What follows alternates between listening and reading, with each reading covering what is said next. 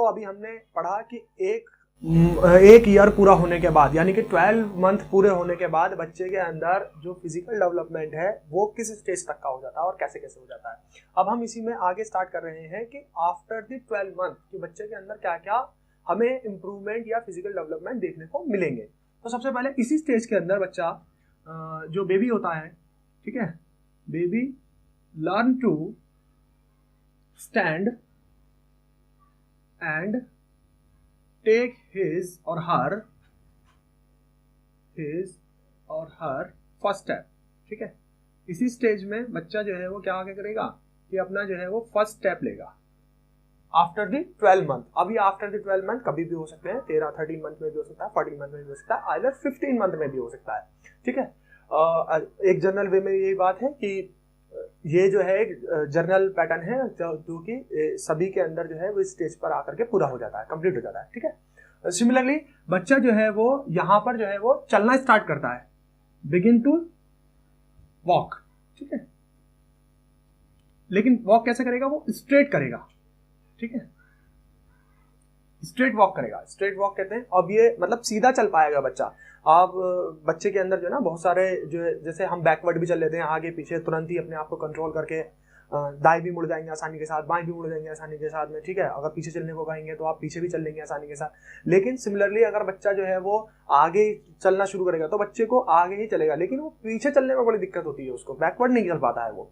तो जो बच्चा जब पहली बार में चलना शुरू करेगा तो वो चलेगा कैसे, स्ट्रेट चलेगा। और ये जो चलने का टाइम पीरियड होगा वो होगा उसका 15 मंथ, मतलब अप्रॉक्स 15 मंथ के अंदर बच्चा जो है वो क्या शुरू कर देगा, चलना शुरू कर देगा। ठीक है, चलना स्टार्ट कर देगा, चलना शुरू कर देगा।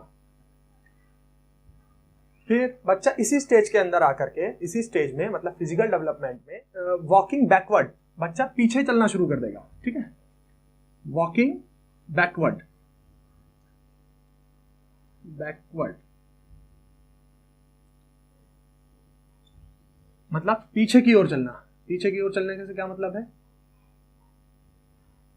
पीछे की ओर चलना।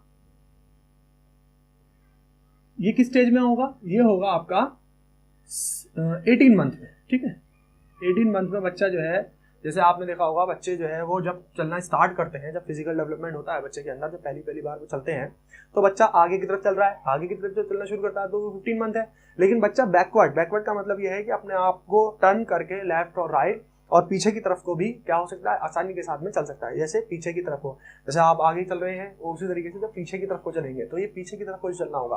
वो बच्चे के अंदर जो डेवलपमेंट होगा वो ऑलमोस्ट कब होता है, ये आपका 18 मंथ या उसके आसपास के टाइम पीरियड में होता है। एंड फाइनली क्या, जब बच्चा 24 मंथ या 2 इयर्स का जब हो जाता है तो बच्चा क्या कर सकता है, यहाँ पर बच्चा जो है वो थोड़ा थोड़ा जंप करना भी सीख जाता है। ठीक है, और साथ ही साथ पैडलिंग करना भी सीख जाता है। ठीक है, पैडलिंग व्हाट, ट्राइसिकल। आप जानते ही होंगे ट्राइसिकल, जैसे बच्चे जो होते हैं ना वो छोटा सा एक टॉय लेकर आ जाते हैं घर वाले खेलने के लिए, और उसमें बच्चा जो है आगे बैठ करके उसमें चलाते रहते हैं, उसको हम ट्राइसिकल बोलते हैं। तो बच्चा उस ट्राइसिकल को क्या करना शुरू कर देता है, चलाना सीख सकता है, या बच्चा उछल सकता है, पैडलिंग कर सकता है। मतलब उसके मूवमेंट में क्या हो जाएगी, अब बहुत ज़्यादा डेवलपमेंट देखने को मिलेगा उसका फिजिकल ग्रोथ के अंदर। हमें फिजिकल डेवलपमेंट बहुत ज़्यादा बेहतर नज़र आने लगता है जब वो कब हो जाते हैं, जब उसके 24 मंथ पूरे हो जाएंगे, या इसको आप ऐसा कह सकते हैं कि जब वो 2 इयर्स का हो जाएगा। क्लियर है। डीएसएसबी के अंदर ये क्वेश्चन बहुत बार पूछे गए हैं, अलग अलग टाइप में पूछे गए हैं। जैसे एक क्वेश्चन तो यही पूछा गया था कि बच्चा जो है वो पहली बार जब वो बैठना शुरू कब करता है। ठीक है, तो उसका जो बैठने का जो पोजीशन था वो 6 मंथ था, अभी हमने जो पीछे डिस्कस किया था। बच्चा पहली बार अपना फर्स्ट स्टेप कब लेता है, तो ये फर्स्ट स्टेप जो है वो आपका 15 मंथ में लेता है। और सिमिलरली बच्चा जो है वो पहली बार जंप कब करता है, तो जंप करने वाला भी क्वेश्चन पूछा जा चुका है, और वो है आपका 2 इयर्स या फिर 24 मंथ। ठीक है, अब हम इसके आगे हम बात करेंगे कि इन्फेंसी स्टेज में ही बच्चे का लैंग्वेज डेवलपमेंट कैसे कैसे होता है और किस किस रूप में होता है। ओके, आगे हम स्टार्ट करते हैं लैंग्वेज डेवलपमेंट।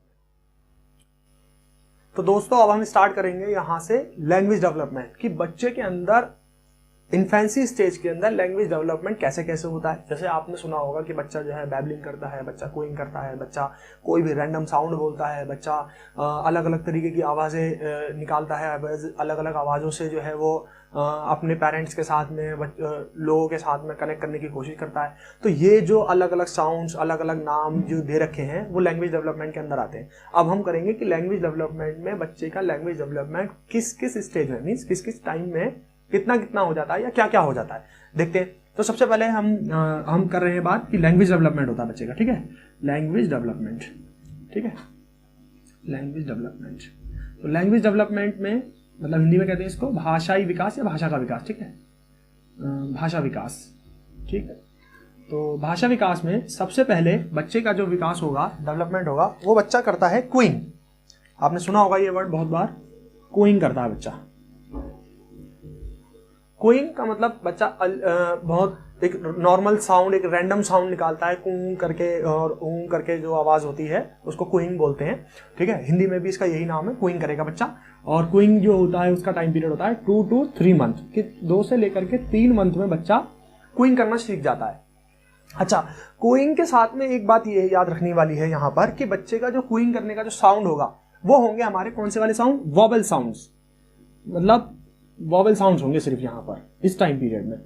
कि जो वॉवेल साउंड जैसे आ ई ऊ की जो आवाज़ होती हैं, वॉवेल साउंड्स हमारे ए आई ओ वाले, वो वाले साउंड जो है बच्चा जो है क्या करता है, क्यूइंग, यानी कि 2 to 3 मंथ इस टाइम पीरियड के अंदर बच्चा करता है। सेकेंडली इसी स्टेज में बच्चा जो है वो दूसरा सेकेंड भी आपका क्यूइंग ही होता है, ठीक है, वो होता है आपका 3 to 4 मंथ। ये क्यूइंग इसमें क्या होता है, इसमें जो है वो विद वॉवेल साउंड की, सॉरी विद कॉन्सोनेंट्स, ठीक है, with consonants, with consonant sounds, मतलब ऊपर जो है वो स्वर और नीचे व्यंजन के का खा गा इस टाइप के जो वर्ड्स होते हैं, यानी कि हिंदी के हिसाब से, और alphabetically C B D A D इस तरह के जो वर्ड्स होते हैं, उन उसके जो बनने वाले जो साउंड हैं उनको भी बच्चा क्या कर सकता है, बोल सकता है, समझ सकता है, ठीक है। तो यहां समझ में आ गया आपको कि क्यूइंग करेगा पहले 2 to 3 मंथ, आपका जो है वो वॉवेल साउंड होगा उसके साथ में, और दूसरा वाला जो क्यूइंग होगा 3 to 4 मंथ उसमें कॉन्सोनेंट साउंड होगा, ठीक है। देन उसके बाद में बच्चा जो है वो क्या करता है, आगे जब एज बढ़ेगी बच्चे की, थोड़ा और ग्रोथ होगी बच्चे के अंदर, तो उसके बाद में आती है बच्चे के अंदर बैबलिंग, इसको बैबल बोल देते हैं, आप बैबलिंग भी पढ़ सकते हैं इसको, ठीक है। बच्चा जो है बैबलिंग करता है, हिंदी में भी बैबल बोलते हैं, बबलिंग जैसे, ठीक है, हिंदी में बोलते हैं बबलिंग, बबल करना, बबल करना, आ बा सा की इस तरह की कुछ अजीब अजीब सी आवाज़ें निकालता है बच्चा शुरू के अंदर, जो बच्चे को जो हम समझ नहीं पाते हैं, वो भी अपने बच्चे का क्या है, एक भाषाई विकास है। ये जो टाइम पीरियड है, ये वाला जो टाइम पीरियड होता है, ये होता है आपका 6 मंथ वाला टाइम पीरियड, ठीक है, कि बच्चा जो है वो 6 मंथ के अंदर इस बबलिंग करना शुरू कर देता है। ये क्वेश्चन तो बहुत बार पूछा गया है कि बच्चा पहली बार बताइए कि बबलिंग कब करता है। तो पहली बार जो बच्चा बबलिंग करता है, बैबल करता है, वो करता है आपका 6 मंथ के अंदर। सिमिलरली 7th मंथ में या इससे आगे की स्टेज में रैंडम साउंड्स बोलता है बच्चा, रैंडम साउंड। अब रैंडम साउंड कुछ भी हो सकते हैं, कोई भी, मतलब कोई भी भाषा, कोई भी भाषा बोलेगा, कोई भी साउंड, ठीक है, कोई भी साउंड बोलता है। इस स्टेज में ये होता है आपका 9 मंथ में, कि बच्चा जो है वो 7 मंथ में आकर के जब कोई स्टूडेंट जब बोलता है, और तो उसका जो टाइम पीरियड होता है लैंग्वेज के डेवलपमेंट का, वहां पर जो है कोई रैंडम साउंड होगा, रैंडम साउंड के से बच्चा जो है वो बोलने की, उसके अंदर जो है भाषा का विकास आगे की तरफ को बढ़ता है। देन इसकी अगली स्टेज में, नेक्स्ट स्टेज के अंदर बच्चे का जो होगा वो होगा कनेक्टिंग साउंड, ठीक है, connected sound, connected sound development होता है, यानी कि connected sound means connected sound से रिलेटेड लैंग्वेज डेवलपमेंट होता है, और जो कि होता है आपका 8 मंथ का। अब इसका क्या मतलब है, इसका मतलब यह है कि जैसे ही बच्चा अपने से रिलेटेड, यानी कि ऐसा कोई वर्ड सुनेगा जो उसके मतलब का हो, उसको कनेक्ट कर लेगा फौरन। फॉर एग्जाम्पल बच्चे को आपने कहा मिल्क, दूध, तो वो समझ जाएगा कि अब उसको या तो दूध पीने का टाइम हो गया उसके, या दूध पीने को मिलेगा, ठीक है। सिमिलरली मदर या फादर या पापा या अम्मी, जो भी आप वर्ड कहते हैं, या मम्मी, तो उसमें क्या है कि जैसे ही सुनेगा मदर या मम्मी तो वो समझ जाएगा कि मम्मी आसपास में है, या मम्मी के आने का टाइम हो गया है, या मम्मी जो है उधर है, या मम्मी को उसको मम्मी के पास जाना है। इस तरह के वर्डों से क्या करता है, वो छोटे छोटे वर्ड से अपने आप को कनेक्ट करने की कोशिश करता है। तो ये जो कनेक्टिव साउंड होते हैं इन्हीं को नाम दे दिया जाता है। जैसे एग्जाम्पल के लिए कहा हमने कि मिल्क जैसे ही कहा जाएगा तो इसका मतलब यह है कि अब जो है वो दूध पीने को मिलेगा, अब दूध पीने का टाइम हो गया, ठीक है, दूध पीने का टाइम हो गया, ठीक है, समय है, ये दूध पीने का समय हो गया। तो ये जो है वो हमारे क्या है, लैंग्वेज डेवलपमेंट के शुरुआती टाइम पीरियड में है। अब उसके बाद में बच्चे का इसके आगे जो डेवलपमेंट होता है वो हम आगे स्टार्ट करते हैं, ठीक है। तो दोस्तों अब हम आगे स्टार्ट करेंगे। इसमें आगे जो स्टूडेंट जो बच्चा होता है उसके जो ग्रोथ एंड डेवलपमेंट होती है उसके अंदर लैंग्वेज डेवलपमेंट में हम बात कर रहे हैं। तो 8 मंथ तक तो उसके कनेक्टिंग साउंड हो जाते हैं, ठीक है। कनेक्टेड साउंड को वो समझ लेता है कि जैसे मिल्क, जैसे ही सुनेगा वो उसको मतलब ये समझ में आ जाएगा कि या तो मिल्क पीने का टाइम हो गया है या मतलब मिल्क मिलने वाला है, ठीक है। उसके बाद में आता है आपका रियल वर्ड्स बोलता है बच्चा इसके अंदर। अब रियल वर्ड्स का मतलब, रियल वर्ड्स ये होते हैं आपके 9 to 12 मंथ, ठीक है, 9 to 12 मंथ। इस टाइम पीरियड में बच्चा रियल वर्ड्स बोलना सीख जाता है। रियल वर्ड्स का मतलब जैसे जो रिलेटेड वर्ड्स होते हैं जो अपनी डेली लाइफ में बार बार सुनता है बच्चा, जैसे कि भाई कहेगा बच्चा मामा, ठीक है, पापा एटसेट्रा, इस तरह के जो वर्ड्स होते हैं ये सारे के सारे आपके किस में आ जाएंगे, ये आपके रियल वर्ड्स में आ जाएंगे कि बच्चा रियल वर्ड बोलना या कहना सीख जाता है, ठीक। उसके बाद में अच्छा ये जो लैंग्वेज डेवलपमेंट है हर बच्चे का, जैसे कि हम पहले भी पढ़ चुके हैं कि हर बच्चे के अंदर जो ग्रोथ एंड डेवलपमेंट का जो रेट होता है वो अलग अलग होता है। सिमिलरली लैंग्वेज डेवलपमेंट भी बच्चे के अंदर क्या होता है, अलग अलग ही होता है। ये ऑब्जर्व किया गया है, देखा गया है कि जो बच्चे यूनिक फैमिली में रहते हैं, मतलब एकल परिवार में रहते हैं, सिंगल फैमिली के अंदर रहते हैं, उनके अंदर लैंग्वेज डेवलपमेंट थोड़ा देरी के साथ में डेवलप होता है। जबकि ऐसे बच्चे जिसमें दादा दादी या जॉइंट फैमिली, चाचा मामा और अदर परिवार के जो ज्यादा लोग होते हैं, वो ज्यादा लोग रहते हैं जब परिवार के अंदर, तो वहां पर बच्चे का जो है वो लैंग्वेज डेवलपमेंट और अदर तरह के सोशल डेवलपमेंट भी और भी बहुत सारे डेवलपमेंट बहुत तेजी के साथ और जल्दी के साथ में होते हैं, ठीक है। तो हम ये मान के चल रहे हैं, मतलब ये 9 to 12 मंथ एक जो है वो स्टेबल टाइम पीरियड है कि इस टाइम पीरियड तक बच्चा जो है वो क्या सीख जाता है, रियल वर्ड्स बोलना सीख जाता है, अगर उसके साथ में कोई स्पेशल टाइप की कोई कंडीशन नहीं है। फिर उसके बाद में आगे बच्चा 18 to 24 मंथ, अब ठीक है, 18 to 24 मंथ बच्चा जो है वो यहां से 2 या 3 वर्ड्स बोलना शुरू कर देता है, 2 और 3 वर्ड्स, 2 या 3 शब्द बोलना शुरू करेगा।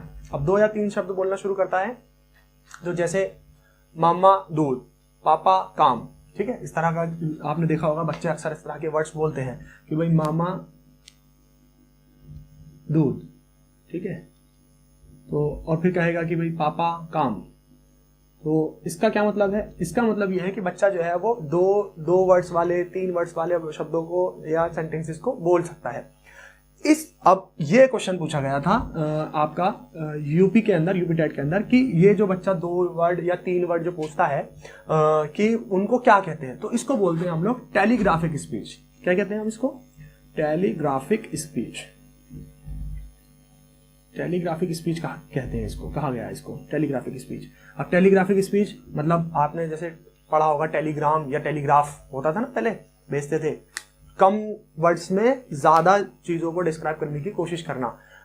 तो इससे हमें पता चल जाता है कि मामा दूध का मतलब यह है कि आप उसका अर्थ निकाल सकते हैं क्लियर कि बच्चा जो है यहाँ दूध की बात कर रहा है, या पापा काम, या तो ये कह रहा है कि पापा जो है वो काम पे गए हुए हैं या काम से आने वाले हैं, मतलब एक सेंस तो समझ में आ रहा है। तो वर्ड जो है वो उसका एक अर्थ होगा जो बच्चे द्वारा बोला जाएगा, और वो उसको आगे की और जो है वो वर्ड जो है वो ग्रामेटिकली कंप्लीट नहीं होंगे, मगर वो ग्रामेटिकली कंप्लीट नहीं होंगे, सिर्फ 2 या 3 वर्ड्स बोलते हैं बच्चे। तो इस तरह की स्पीच को हम क्या कहते हैं, टेलीग्राफिक स्पीच कहते हैं। क्लियर है। तो यहाँ पर जो है बच्चे का लैंग्वेज डेवलपमेंट भी कंप्लीट हो जाता है। एक बात जो बहुत ज्यादा मोस्ट इंपॉर्टेंट है, इसी टाइम पीरियड में मतलब इन्फेंसी स्टेज के अंदर ही बच्चे के अंदर आता है जो क्वेश्चन हम बार बार सीटेट के अंदर और डीएसएसबी के अंदर अक्सर देखते हैं, और वो क्या है, वो ये है कि ऑब्जेक्ट परमानेंस। ठीक है, ऑब्जेक्ट परमानेंस मतलब वस्तु स्थायित्व। वस्तु स्थायित्व, स्थायित्व, ठीक है। और वस्तु स्थायित्व क्या होता है? वस्तु स्थायित्व का मतलब यह है कि बच्चा जैसे कि जो कोई आपने देखा होगा कि बच्चे जो है अक्सर किसी चीज़ की जिद करने लगते हैं, तो क्या करते हैं, बच्चे से हमने इस तरीके से धोखा करके एकदम कि हमने चीज़ को फेंक दिया गया और बराबर में अपने छुपा लेते हैं, तो बच्चा सोचता है कि वो चीज़ क्या हो गई है, गायब हो गई है। फिर एक टाइम पीरियड के बाद, एक टाइम पीरियड मतलब कुछ मंथ के बाद में बच्चे को अगर आप ऐसा करके दिखाएंगे कि भाई देखो जी ये चीज़ जो है फेंक दी हमने, अब वो जो है वो चीज़ हमारे पास नहीं है या वस्तु हमारे पास में नहीं है, तो बच्चा समझ जाएगा कि वो नहीं, ऐसा कुछ नहीं है, बल्कि यहीं आसपास में कहीं रखी हुई है, और वो चीज़ को ढूंढने की कोशिश करेगा। इसको बोलते हैं हम लोग ऑब्जेक्ट परमानेंस। अब ये जो टाइम है ये कब तक आ जाता है, अलग अलग बुक्स में अलग अलग टाइम पीरियड के हिसाब से बताया गया है, लेकिन इसका जो टाइम है वो 8 to 18 मंथ माना गया है, कि मतलब मिनिमम 8 मंथ और मैक्सिमम 18 मंथ के अंदर बच्चे के अंदर ऑब्जेक्ट परमानेंस आ जाता है। क्लियर है? तो यहाँ पर हमारा इन्फेंसी स्टेज का लैंग्वेज डेवलपमेंट का जो है वो बच्चे का वो पूरा हो गया है। अब इसके आगे हम बात करेंगे कि बच्चे के अंदर इमोशनल डेवलपमेंट इन्फेंसी स्टेज के अंदर कैसे कैसे होता है। ओके,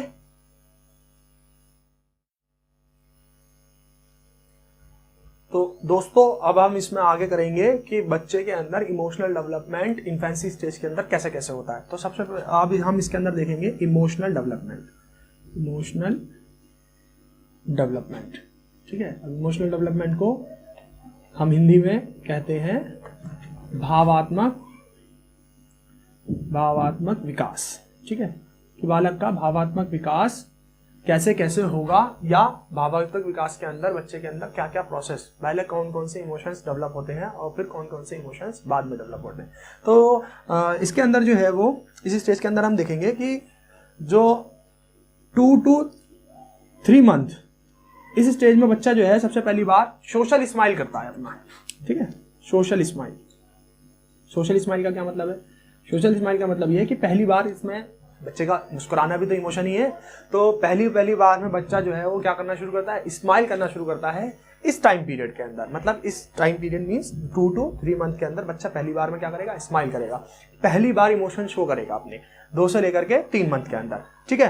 फिर उसके बाद में बच्चा जब 4 मंथ का होता है, बच्चा जब कितने मंथ का, 4 मंथ का जब बच्चा 4 मंथ के अंदर बच्चे के अंदर क्या एक और इमोशन पैदा होता है, जिसके अंदर बच्चा क्या करता है, लाफिंग करता है, ठीक है, हंसना सीख जाता है। ये इमोशन बच्चा जो है वो 4 मंथ के आकर के अंदर 4 मंथ में आकर के बच्चा जो है वो अपना इस इमोशन को एक्सप्रेस करना शुरू कर देता है। फिर उसके बाद में 6 मंथ का जब बच्चा हो जाएगा, मतलब 6 मंथ के अंदर उसके अंदर जो इमोशनल डेवलपमेंट होगा वो इमोशनल डेवलपमेंट होगा मिमिक द इमोशन। अब मिमिक द इमोशन का क्या मतलब है, मिमिक द इमोशन थोड़ा आप आइडिया लगा सकते हैं कि बच्चा घर में होने वाले अपने बड़ों के, अपने आसपास के रहने वाले मम्मी पापा और भाई बहन अदर लोग जो होंगे उसकी फैमिली मेंबर के, उनके सारे सबके इमोशंस को देखेगा। मतलब कब वो गुस्सा कर रहे हैं, कब वो हंस रहे हैं, कब वो सैडनेस को फील कर रहे हैं, तो इस तरह के इमोशंस को वो पहले मिमिक करेगा, मतलब सीखेगा, इमिटेट करेगा, एंड देन उसके बाद में उसकी नकल करेगा, मिमिक करेगा मतलब कि। अच्छा, इसमें एक चीज हमें ये याद रखनी है कि 2 से लेकर के 6 मंथ तक बच्चे के अंदर जो इमोशंस होते हैं वो बहुत ज्यादा होते हैं, बहुत ज्यादा हाई लेवल के बच्चा इमोशंस को एक्सप्रेस करने की कोशिश करता है। अब कौन कौन से इमोशंस होते हैं, एक तो बच्चा जो है वो एंगर बहुत ज्यादा शो करता है इसी स्टेज में 2 to 6 मंथ के अंदर, ठीक है। और सैडनेस भी बहुत ज्यादा फील करता है बच्चा, सैडनेस बहुत ज्यादा होती है बच्चे के अंदर। एंड इसी में ही बच्चे के अंदर फियर सबसे ज्यादा होता है, ठीक है, डर सबसे ज्यादा। आपने देखा होगा बच्चे अक्सर क्या होता है कि सोते सोते बच्चे कभी कभी जो है वो डर के रोना शुरू कर देते हैं, एकदम उठ जाते हैं और फिर डरना शुरू कर देते हैं। तो वो जो सपने में भी या रियल में भी जिस भी तरीके से होता है, हर छोटी सी आवाज से एकदम बच्चा जो है वो, अगर उसके आसपास में कोई बहुत हल्की सी भी तेज आवाज हो जाएगी तो बच्चा क्या हो जाएगा, उससे डर जाएगा। तो इस तरह के इमोशन बच्चा क्या करता है, शो करता है। और एक और जो इमोशन है बच्चे का 5 to 6 मंथ में, इसी में ही 5 to 6 मंथ में बच्चा जो है वो एंजाइटी को शो करता है। बहुत ही ज्यादा स्ट्रॉन्ग एंजाइटी होती है इस टाइम पीरियड में, स्ट्रॉन्ग एंजाइटी, ठीक है, एंजाइटी, ठीक। एंजाइटी का मतलब बच्चा जो है बहुत मतलब चिंता के रूप में रहेगा, बहुत ज़्यादा परेशान कह सकते हो आप इसको, लेकिन अपने जो इमोशंस, जो एक्सप्रेशन जिसके अंदर पैदा हो रहे हैं उनको एक्सप्रेस करने में उसको थोड़ी झिझक होगी, थोड़ी परेशानी होगी, ये स्ट्रॉन्ग एंजाइटी हो जाता है। क्लियर है? यहाँ तक बात समझ में आ गई है? उसके बाद में क्या होता है बच्चे के अंदर इमोशंस, वो हम बताते हैं आगे। तो आगे अगर हम बात करें कि आगे जब बच्चे के अंदर इन्फेंसी स्टेज में इमोशनल डेवलपमेंट होता है, तो जब बच्चा 9th मंथ का हो जाएगा, ठीक है, 9 मंथ के अंदर नाइन मंथ में बच्चे में इमोशनल डेवलपमेंट होगा सैडनेस का, कि बच्चा जो है वो सैडनेस को फील करता है बहुत ज़्यादा, ठीक है। एंड 9 to 10 मंथ, 9 से 10 महीने के अंदर बच्चा जो है वो सबसे ज़्यादा हाईली इमोशनल होता है। यहाँ पर बहुत ज़्यादा इमोशन होता है, हाईली इमोशनल। मतलब आपने देखा होगा कि अक्सर बच्चे इस स्टेज के, यानी कि इस एज के जो बच्चे होते हैं, वो अपनी माँ के अलावा या उन लोगों के अलावा जिनके आसपास, जो उनके परिवार के लोग हैं, उसके अलावा किसी और के साथ में, किसी और के पास जाने से थोड़ा सा क्या करते हैं, वो हिचकिचाते हैं, ठीक है। जब वो किसी और के पास में जाने में हिचकिचाएंगे तो फौरन ही क्या करना शुरू कर देते हैं, रोना शुरू कर देते हैं, चिड़चिड़ापन महसूस करते हैं, और अपने आप को किसी न किसी तरीके से अपने इमोशन को एक्सप्रेस करने की कोशिश करते हैं, ठीक है। फिर जब बच्चा 11 मंथ का हो जाता है, जब बच्चा 11 मंथ का हो जाएगा, तो 11 मंथ के बाद में क्या होगा, 11 मंथ के बाद में बच्चे का जो है वो रूडली बिहेवियर हो जाता है, ठीक है। बच्चा रूडली बिहेवियर करना सीख जाता है, यहाँ पर उसके बिहेवियर में ये वर्ड भी जुड़ जाता है, ठीक, कि वो बच्चा रूडली बिहेवियर करना सीख जाएगा लोगों के साथ में, मतलब कभी किसी के साथ में अपने इमोशन को बिहेव करना, रूड हो जाना, नाराज हो जाना, गुस्सा दिखाना, ये सारा का सारा उसके अंदर आएगा। 11 मंथ के अंदर बच्चा इस इमोशन के इन्फेंसी स्टेज के 11 मंथ में जब बच्चा होता है तो उसके अंदर रूडली बिहेवियर आ जाता है। फिर जब बच्चा 12 मंथ का जब हो जाएगा, ठीक है, 12 मंथ में आकर के बच्चा जो है वो become aware with his or her own emotions। मतलब इस स्टेज के अंदर आकर के बच्चा जो है वो अवेयर हो जाता है किस चीज से, कि वो किस तरह का बिहेव कर रहा है, इसको पता होता है। मतलब बच्चे को पता चलने लगता है कि बच्चा अब गुस्सा हो रहा है, या बच्चा जो है वो किसी को जो है रूडली बिहेवियर दिखा रहा है, या बच्चा जो है वो दुखी हो रहा है, या बच्चे के अंदर बहुत ज़्यादा एंजाइटी पैदा हो रही है। इस तरह के इमोशंस को अब बच्चा खुद भी फील करने लगता है कि अब जो उसके अंदर इमोशन हो रहा है, अब जो उसके अंदर जो फील कर रहा है वो उस टाइम पर वो कौन सा इमोशन है। तो जब वो खुश होता है तब भी उसको पता होता है कि अब वो खुश हो रहा है, और जब वो गुस्सा होता है तो उसको गुस्से का ही पता होता है, जब वो दुखी होता है उसको दुखी का ही पता होता है, वो फील कर सकता है। यहाँ पर आकर के यानी कि 12 मंथ मीन्स जब बच्चा 1 साल का हो जाता है तो अपने इमोशंस के साथ में अवेयर हो जाता है।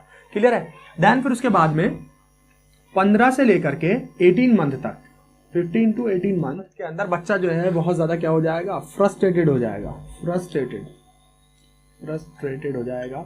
और क्या हो जाएगा, क्या करेगा, टेंट्रम्स, ठीक है, टेंट्रम्स शो करेगा। टेंट्रम मतलब to what, to show emotion, अपने इमोशंस को शो करने के लिए।